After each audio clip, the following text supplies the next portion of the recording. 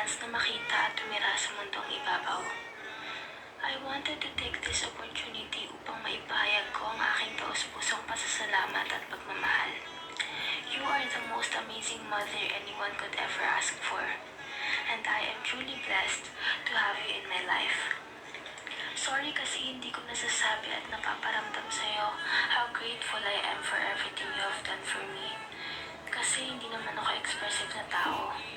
But trust me, I am so thankful for all the love you have given unconditionally. For all the sermons, kahit minsan ako pa yung galit.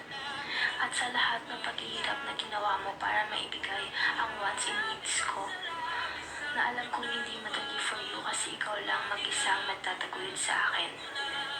I also want to take this opportunity to apologize para sa mga pagkakamali at kasalanan ko. Sorry kung lagi akong sumasagot at galit kapag pinagsasabihan mo. Hindi ko kasi alam kung paano ko kontrolin ang inis at emotions ko na kahit ako mismo, kine-question ko na rin ang sarili ko.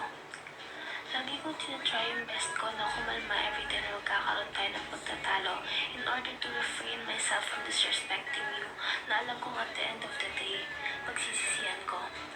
I know that I have made mistakes and minsan nasasaktan na kita emotionally. And for that, I am truly sorry. I realize now how much my actions have hurt you kahit hindi mo man pinapahalata. Sa tuwing nagagalit ako na walang dahilan at nakakapagsabi ng hindi magagandang salita. Mama, you deserve so much better than the way I have treated you.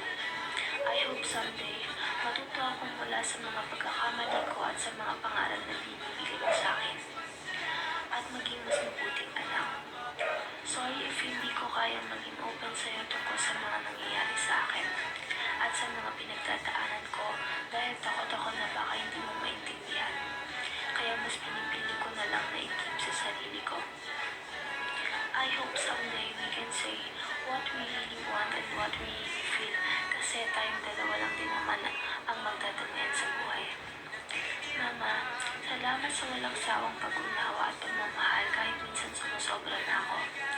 Your love means everything to me and I am determined to make you proud. Kaya ako nag-aaral ng mabuti para makapagtapos ako at masuklian lahat ng paghihirap mo so that you get to experience the best things in life.